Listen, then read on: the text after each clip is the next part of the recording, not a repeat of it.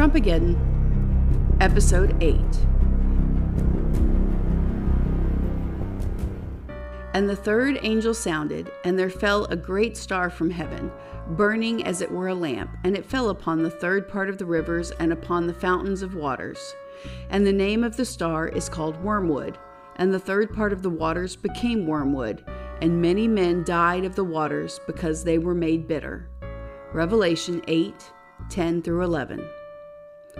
Gama slept fitfully since being anointed governor of Texas by President for Life Trump, but the last few nights had been especially disturbing. "Gama, my love, hear me, see me, I still live." Eliphaz touched his cheek, and Gama drew back in disgust. "You're a man, stay away from me." Eliphaz teared up and held back a sob. "Gama, I'm sorry. It didn't even occur to me. Things are so different on this side. I can change that."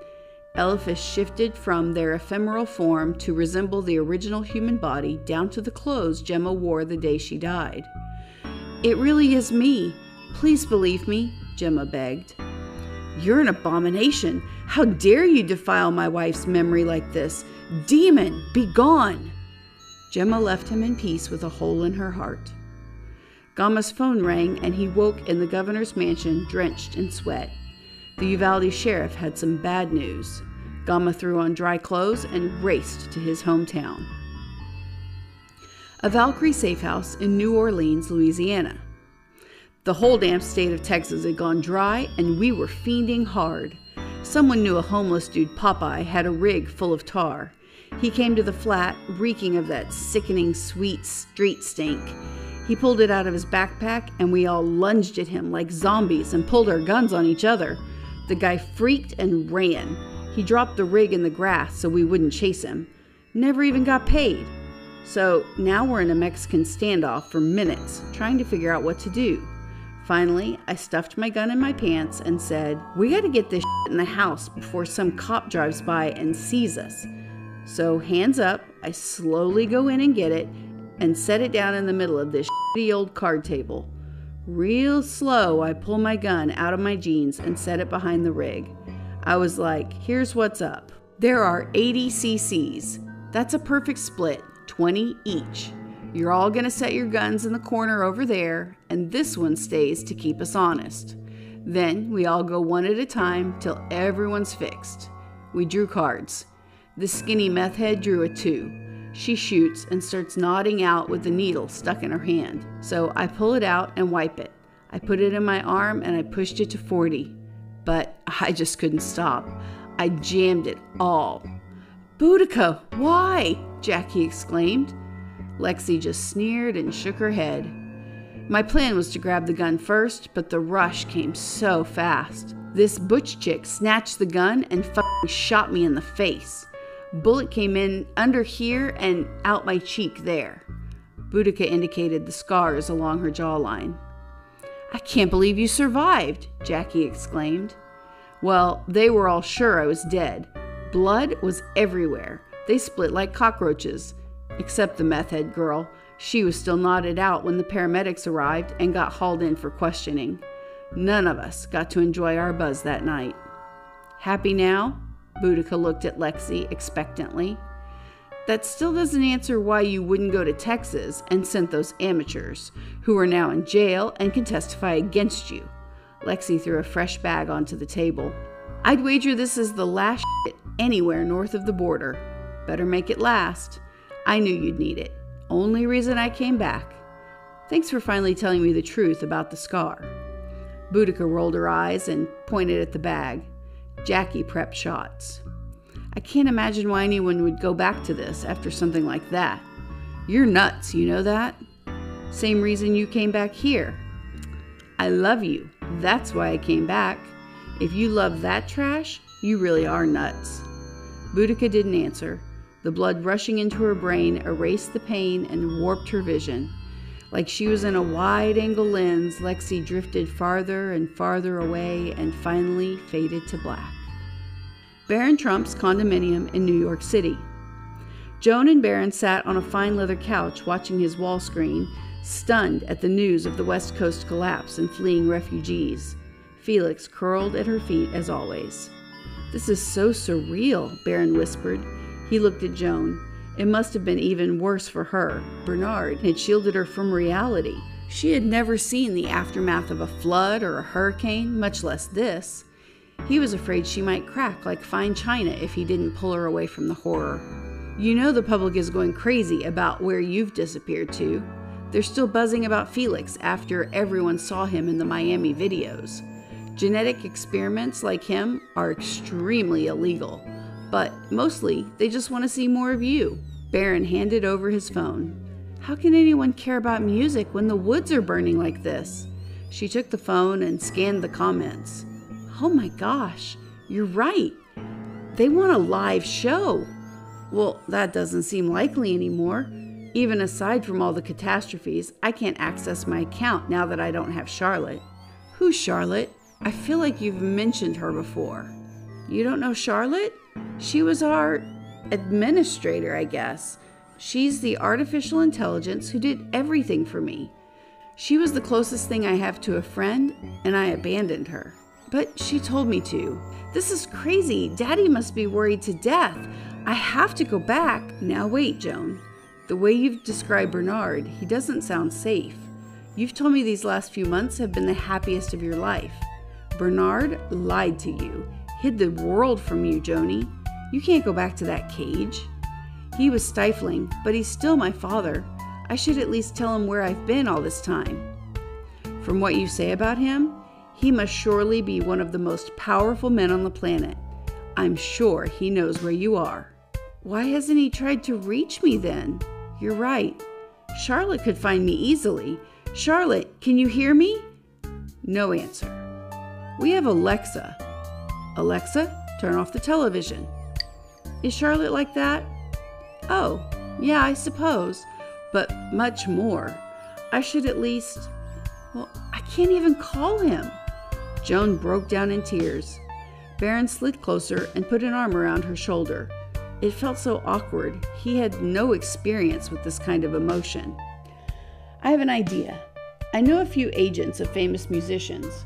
We could do a Live Aid concert for the California refugees. I'll call my friend Adam. He represents 𝚃𝚁𝙄𝙼𝙰𝙳𝙾𝙽 and a lot of other goetic goth bands. You could do a festival somewhere east of the fires. Maybe Texas. What do you think?" "I do want to help. Do you think you could get the message to my fans?" "Adam will set you up with all new accounts, and you've already recorded several albums worth of material since you've been here at my condo. This could be really good." He shook Joan's shoulder. Felix growled. Joan smiled and petted him. "Uvalde City Jail, Uvalde, Texas. I came as soon as I could. This is insane. I keep telling them they have made a mistake. They keep saying you're not a citizen. It doesn't matter. I'll get you out soon, Mom." "Son, listen to me. Sit down." Mary patted the concrete. Gama wanted to vomit at the thought of his own mother in this repugnant hellhole. He felt his shoes smack with each step as the soles came unstuck from the urine-soaked floor. Reluctantly, he sat. "Mom, shh, listen. I'm sorry, dear. Your father and I lied to you. We did not come here legally."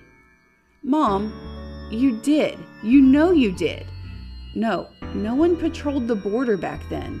American companies invited us in, and the government knew we were good for the economy. Then you came.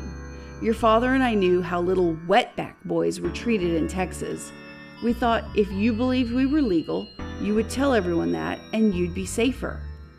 "There's no way. You have not been lying to me my whole life, Mom. You two are the strongest Christians I know. You don't lie." "Why are you saying this?" Mary sighed and teared up. "It was necessary. Or we thought it was. Maybe it was a mistake. Look, that doesn't even matter anymore. I am the government now. They're processing you out as we speak. We'll just put this all behind us." "No, son, this is bigger than us. I've heard inmates talking.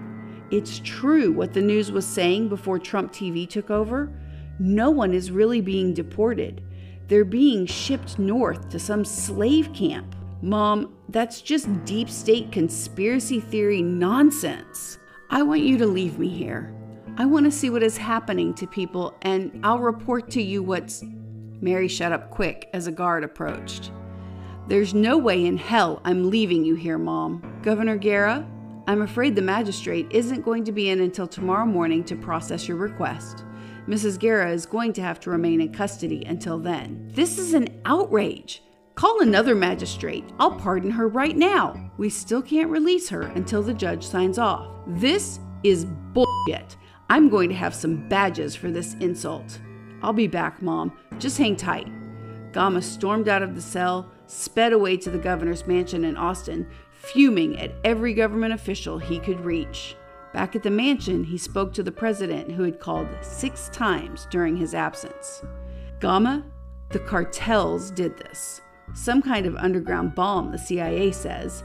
We have to retaliate, and I need to know you're ready with your National Guard. All my major forces are tied up in the Middle East and helping defend Russia from NATO. But these cartels, they're mongrels, Gama, just thugs. It will be easy. They can't beat your guard. Once we find their safe houses, we'll tell you where to send the troops, Gama. We're talking about warehouses full of cash and gold bars. That's American drug money, the blood of our people. That's our money. You'll get your cut. Maybe you could open a prison of your own. You know we're cleaning up, and all these people they killed in California, Gama, we have to stop these animals. Sir, I get the CIA briefings. No one has mentioned the cartels causing the fault to fail. I don't have time for this. Are you going to be another Abbott? When I tell you something is happening, you believe me. This is apocalypse level shit, Gama. I can't waste time on wishy-washy traitors. You're either with me or you're against me. I'm absolutely with you, sir, 100%. But we're talking about invading Mexico now? On top of the conflicts in Israel and Europe? Is this the right time to invite attacks from another enemy? You're not listening. They took over Mexico's military and attacked us. Call your National Guard and get them ready. I don't have time for this. Trump slammed the phone down. South Park Meadows, Austin, Texas. Barron watched from behind the curtain as Joan performed for the massive crowds of fans and refugees. Promises of free meals and tent housing had brought thousands inland from the California catastrophe. Many philanthropists worldwide had thrown support behind Barron Trump's Disaster Aid Festival. It was only the second day, and the festival had already pulled in millions. And the goth and goetic bands drew in covens from all across the nation. The event was branded as an unholy pagan orgy by Trump TV, despite Barron's involvement. Felix prancing around on stage did not help matters. The crowd found the illegal genetic half-breed fascinating, but the Christians and government officials were not amused. Unbeknownst to Joan, state and federal officials were currently working up an arrest warrant for her and documentation to seize Felix. Joan was a smash success with the crowd, thanks in no small part to the occult knowledge Charlotte had implanted in her brain. She was half rock star, half pagan priestess, as she explained to the awestruck crowd how all of the events had been prophesied by Artemis in her tome.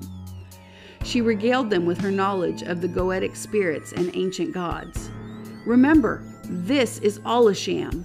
Watch how their Bible prophecies do not match reality. Watch when Wormwood falls to earth and destroys the patriarchal domination that oppresses you all. Watch when Metatron comes to fight Armageddon instead of Jesus. Read the tome. Read the new passages. It's all coming true. A better day for women is coming. Joan ended her set with a heartbreaking acoustic rendition of Love Hurts and left the stage for the crew to set up for the headliners Dantalion's Water. The crowd chanted her name for minutes after she'd left the stage. Joan hugged Barron and joined him to watch the act. They were even better than the first night. Throngs of desperate Americans in dire straits enjoyed some much-needed peace and community in the face of what seemed like the end of the world.